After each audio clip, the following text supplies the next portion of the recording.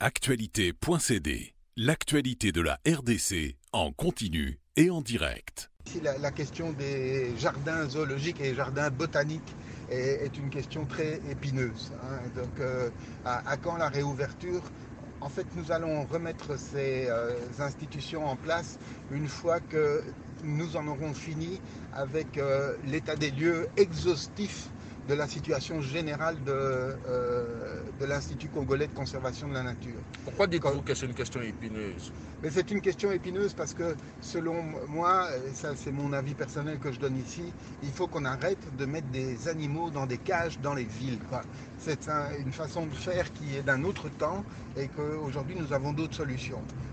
Notre pays, le Congo, est un grand pays qui détient justement des richesses incroyables en termes de biodiversité animale et végétale.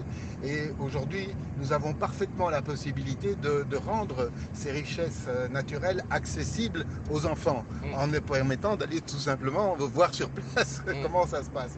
C'est l'inverse que de faire venir les animaux de loin et les mettre dans des cages. Et j'ai vu de mes yeux des situations incroyables où on fait venir des ours polaires ici en Afrique centrale. Non, il faut arrêter avec ça. Il faut que nos jardins zoologiques deviennent aujourd'hui des centres didactiques.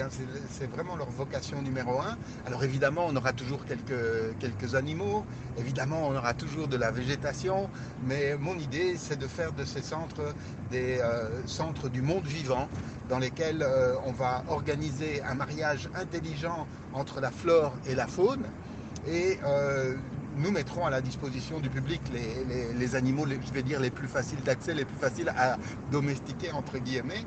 Et pour le reste, nous créerons les conditions qui permettront aux jeunes gens, aux enfants, aux scientifiques, de se rendre sur place. Y a-t-il d'autres plans pour avoir d'autres zoos à Kinshasa?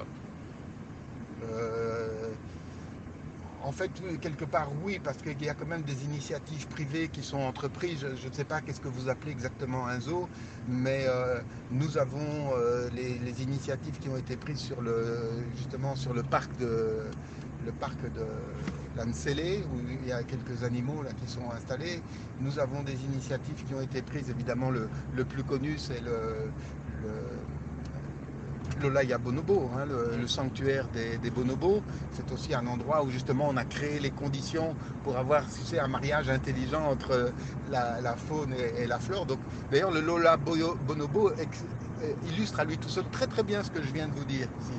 En prenant des initiatives comme ça, bien réfléchies, bien organisées, on change le concept et on rend les choses beaucoup plus agréables, aussi bien pour les visiteurs que pour les animaux eux-mêmes. Congo Air Nature, c'est pour quand et avec quel capitaux? Actualité.cd, l'actualité de la RDC en continu et en direct.